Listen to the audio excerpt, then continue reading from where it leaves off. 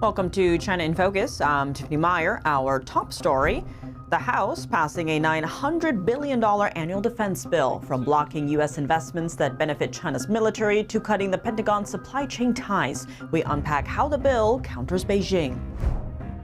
The U.S. joining Japan in a show of force against China. Nuclear-capable American bombers flying alongside Japanese fighter jets just one day after facing aggression from China and Russia. China Human Rights Fair on Capitol Hill. Several organizations are showcasing the atrocities of the Chinese Communist Party. If that's the type of business partner you're dealing with, if that's the type of military competitor you're dealing with, how can you trust them?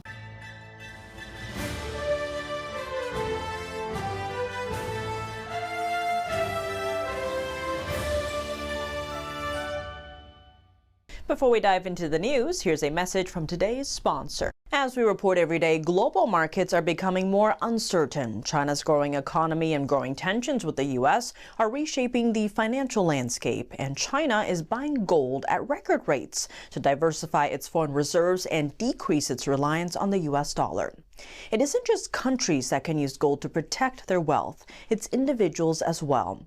That's why we believe in protecting what's real. Physical gold and silver from American Hartford Gold offer stability when markets turn unpredictable. Unlike paper assets, these are tangible stores of value that have weathered economic turmoil, political instability, and inflation for centuries.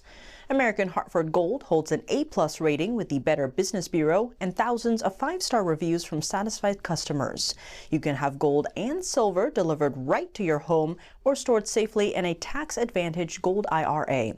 And right now, when you call and mention China in Focus, you could get up to $15,000 in free silver with your first purchase.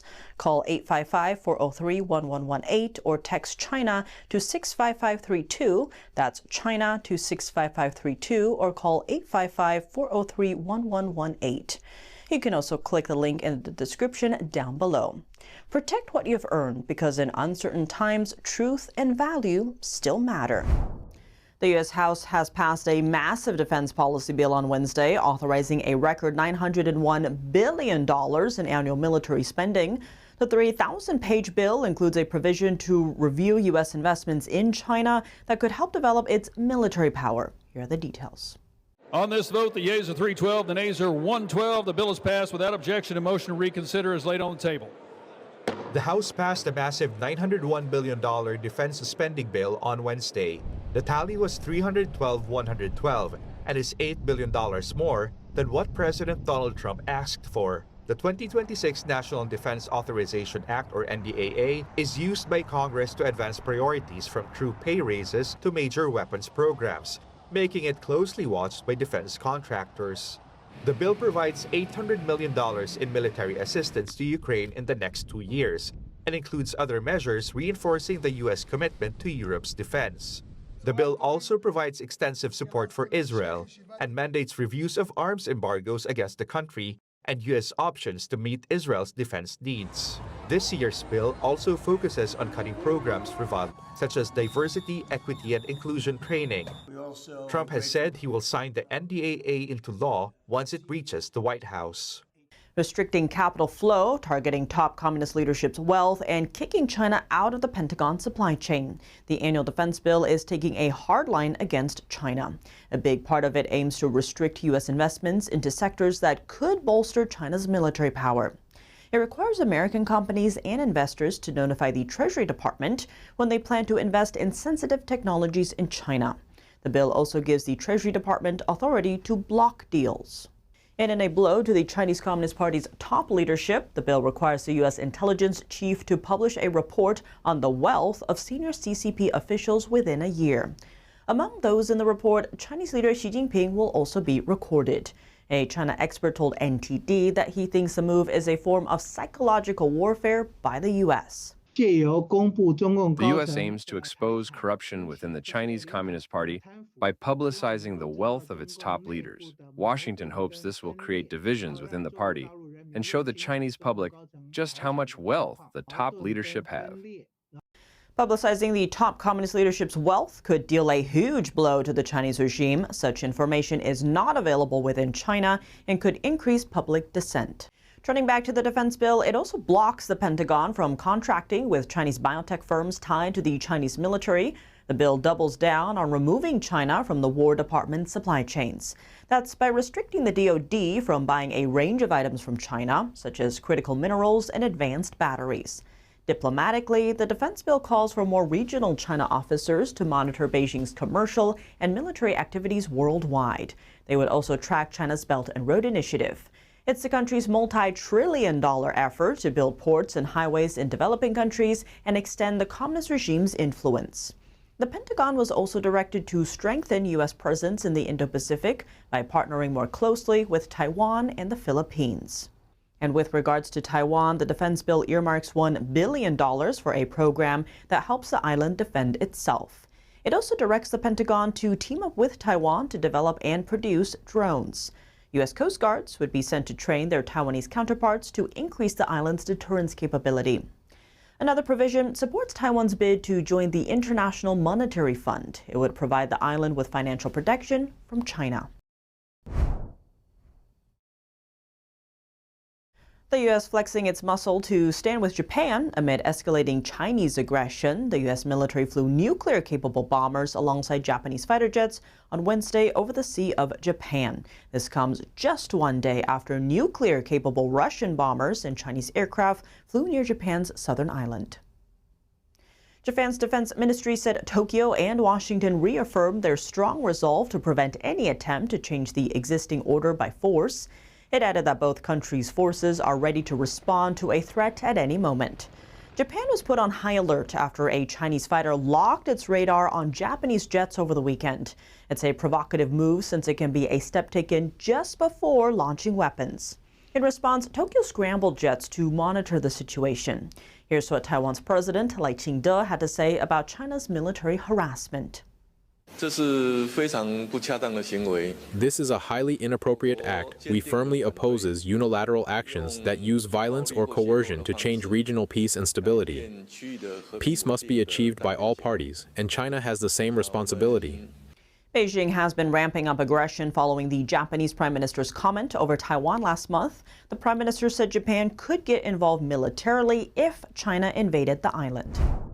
On Capitol Hill, several organizations participated in the China Human Rights Fair on Wednesday, showcasing the atrocities of the Chinese regime. NTD's Washington correspondent Jack Bradley has more. In China, we have people whose rights are being violated. The Chinese Communist Party's human rights abuses on full display here at the China Fair on Capitol Hill. Now, many people sharing their personal experiences about what it's like to suffer the atrocities under the Chinese Communist Party. Let's take a look. My parents, both of them, has been arrested and detained to the sentenced to many times to the jail. Lydia Wang is a practitioner of Falun Dafa, also known as Falun Gong, a spiritual meditation based on truthfulness, compassion, and tolerance. It was introduced to the public in 1992, but in 1999, the CCP launched a brutal persecution against the practice due to its popularity and moral teachings. Wang's parents were immediately targeted. Her father was arrested and subjected to forced labor and tortured to permanent disability, later dying of his injuries. My father came out from the jail and her health condition is very bad. And soon after, my father passed away. Her mother was arrested for the 11th time in 2022, all because she was passing out information flyers about Falun Dafa. She's currently serving a 4-year prison sentence. Falun Gong practitioners who I have known for a very long time simply for exercising their religious freedom.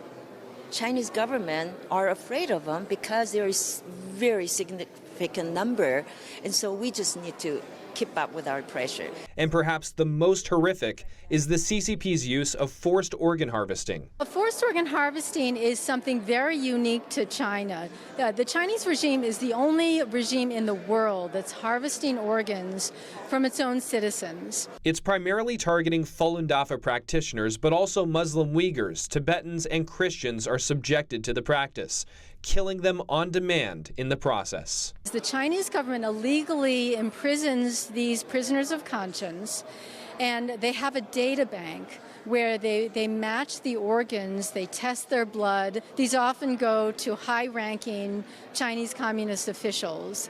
but really to anybody in the world who's willing to pay. Some people say, that sounds so terrible, why isn't it a headline every day? Against the backdrop of Chinese government propaganda, quite literally billions of dollars spent putting out news in every language as well. One of the many bills to address this is the Falun Gong Protection Act. It passed the House earlier this year and is awaiting a vote in the Senate. To discuss the human rights situation in China, NTD Steve Lance was joined by Cynthia Sun. She's a senior researcher at the Falun Dafa Information Center, which co-hosted the China Human Rights Fair on Capitol Hill. Watch. Cynthia, great to have you in studio with us. Quite an event that you put on there. More than 10 different organizations representing a wide range of groups, religious and ethnic groups that are being persecuted inside of China, Uyghurs, Tibetan Buddhists, Falun Gong, Christians. Talk to us about what your main goal, what you were trying to achieve with this event, bringing everybody together on Capitol Hill. Yeah, I know it's a rare occurrence because now that we're going into the holidays, a lot of people don't really want to think about human rights abuses. But I think for Congress to reprioritize human rights following the shutdown and before the holiday break, I think it's a really important and critical time period, because if you talk about human rights, civil rights, just civility of the average citizen in China and how they treat even American citizens, the Chinese Communist Party has no respect for human life and for human liberty. And so if that's the type of business partner you're dealing with, if that's the type of military competitor you're dealing with, how can you trust them? And sometimes, Cynthia, when we hear this in the discourse, it's often referred to as ethnic minorities, and people think that might be just a small group of people, but we're talking about millions of Uyghurs, nearly 100 million Falun Gong practitioners, underground church Christians, millions of Tibetan Buddhists. How would you describe the true state of religious persecution in China today?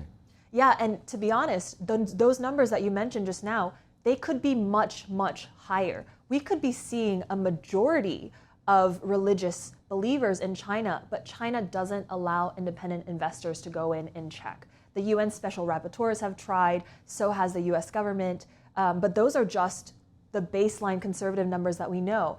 And so in terms of religious persecution, I think right now what we are looking at is a really dark cave.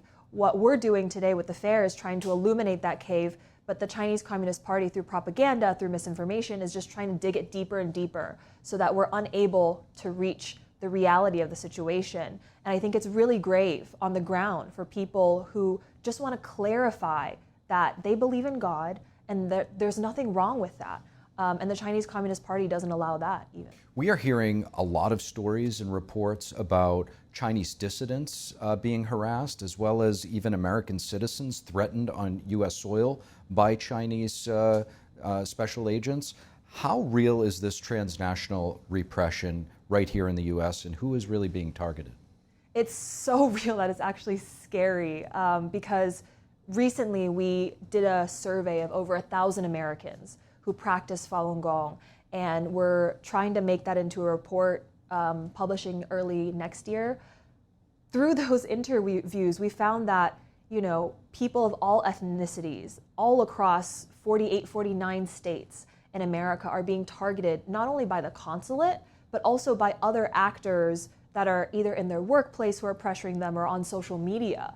I think it really speaks, Cynthia, to how emboldened the CCP is, and a lot of people might not have heard, perhaps they have, that they're even operating Chinese police stations, or were, on American soil up until about a year ago in New York City. That's one place. There were others. What do you think is missing from the discourse in terms of the American public's understanding of the CCP's human rights abuses? Well, I think the one point that you mentioned about the police stations on our soil is extremely important, because I don't think people understand how far that goes. From the documents that I read, the consulates surveil 3 generations down for the diaspora. So even my children and my children's children will be under surveillance. At least that's the end goal. And, we have so many millions, tens of millions of Chinese Americans here who are just going about their daily lives. But for them to feel fear, in LA, for example, I had a friend of mine tell me, he's in the FBI, that he saw a Chinese police car on the streets of LA driving down as if it was a real police car. So I think these things are something that we have to stop immediately, because China is acting like America is just free land. It's not just America, it's other American allies like South Korea and other places, Taiwan, even the slow creep of communism is real in the CCP. Cynthia Sun, really greatly appreciate you joining us in studio. Thank you so much, Steve. Thank you. Coming up, how widespread is the Chinese regime's spy tactics around the world? Paul Johnstone says for every 10 in the West, China has 1,000. What are the main tactics China employs, and what's the full scale? And I'm certain that there's a large number of politicians out there in most Western countries who have been into China who have been compromised. Welcome back to China in Focus. I'm Tiffany Meyer. What's the scale of China's espionage across the globe? Beijing is known for using honey traps to build influence in the West and gather intelligence. But just how widespread is it? Joining us with a unique perspective on all of this is Paul Johnstone. He's a former federal agent with the Australian Federal Police and a regional security advisor at Defensive Measures International. Paul Johnstone, thank you so much for joining us. Great to have you on the show. An area often not looked at here is Chinese influence operations or even espionage. Yes. And I know you've covered this for years, so talk to us about the scale of this. Do we even know the scale of this? Look, I don't believe anybody knows the full scale because, you know, I've said this before, for every 10 intelligence operatives that the West might have, the Chinese have got 1,000. You know, who knows what the number really is, but, you know, I predict that they have more intelligence agents in China or spread throughout the world than what we probably have in our military here in Australia because they've got the population. And so they've spread all around the world. They have, you know, obviously they've got declared agents at the embassies, but they've also got a lot of agents out there that are undeclared. They're sleeper cells. They've got people out there who've probably been assimilated into our societies for a long time. And that's not to say that we should be thinking that every Chinese person in the West is, you know, potentially a spy, but we have to ask the question, you know, who are they? Are they being influenced? Because a lot of these people unwillingly are being threatened by the CCP because they may have family back in the mainland. So, you know, when it comes to intelligence gathering, it doesn't necessarily need to be a trained intelligence operative. They can, with the way that the CCP works, they can influence students at any university anywhere in the world by simply saying to them that if you don't get this information, or if you don't try to obtain this information, you know, it could have grave consequences on your family back in the mainland. So that's just at the basic level. I always say to people, I say to my clients, whenever there's a delegation, you can always assume that, say there's a dozen people that are coming to have a meeting or delegation, you can always assume at least 3 or 4 of those are what I call vacuum cleaners, and they're sucking up the information. They're either, you know, serving intelligence agents or they're working in that capacity, and their job is really to take as much information, and that can be any type of IP. It can be military secrets, it can be, you know, agricultural secrets, it can be anything at all that they can take which is going to benefit the Chinese Communist Party and, you know, reverse engineer any technology or steal any IP. So I always talk to people and say that, you know, these delegations, when they come, they put on the smiles, they put on all the nice, they exchange pleasantries and gifts and that. That's all part of the process. It's all part of the process. I've noticed that when I've travelled and taught throughout China at conferences, you'll have these young PhD students that want to come and talk to you. And I know too well that they're not PhD students. And because of the questions they ask, the way they ask these questions, it's almost taken from a script. So, you know, the espionage side of things with the Chinese, it is much, much bigger and much more powerful than what I think anybody really knows. And I think that the Chinese Communist Party and their agents will continue to take as much information as they can in any aspect, because what they want is domination, global domination. And to have that, they've got to have the military, they've got to have the technology, they've got to have the economic side of it, they've got to have all this. And the only way they can do it, if they can't do it themselves, is steal and reverse engineer it all. And as I said before to me, you know, in 1999, when a general from the PLA showed me the blueprints of a combat boot that they had actually stolen, and this is in 1999, and to be told then that they can take anything from any country and reproduce it within 24 hours.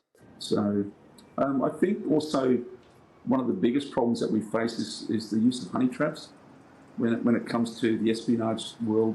Their ability to be able to trap politicians, business executives, just any person, and then they can use that person for their own influence. And it may be just, they may target that person and keep them in place for many, many years until they're in a position of authority, and then they can actually use that, and they'll ring them up and say, hello, remember us.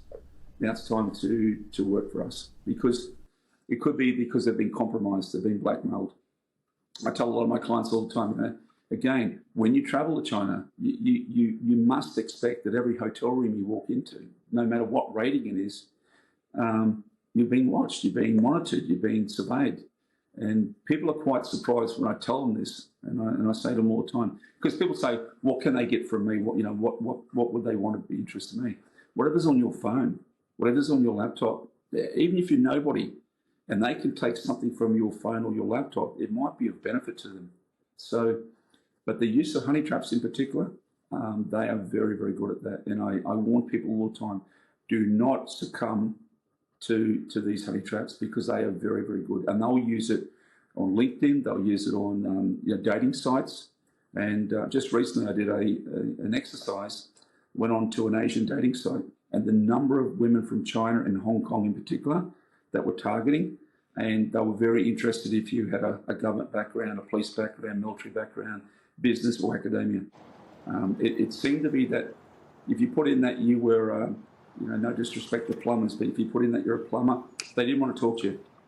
And it was very, very clear that when you put in, I'm a retired government person, straight away, they want to know more about you. So they use these means because it's easy for them to do this, and they can get a lot of information, because two things that in human nature, greed and love. Everybody wants to make money and have money, and everybody wants to love and be loved. So they capitalize on this. They target people in different positions, and they use it effectively. And I've seen a lot of people fall into the trap of a honey trap and get compromised. And I'm certain that there's a large number of politicians out there in most Western countries who have been into China who have been compromised. Paul Johnstone, thank you so much for your time. You're welcome. Thanks very much, Tiffany. Nice to be here. That's all for today's China in Focus. I'm Tiffany Meyer. If you have any feedback on the show or have something you'd like to see us cover, send us an email at chinainfocus@ntd.com. We'd love to hear from you. For on-the-clock original news coverage, visit us at ntd.com or download our NTD app. Thanks for watching. See you tomorrow.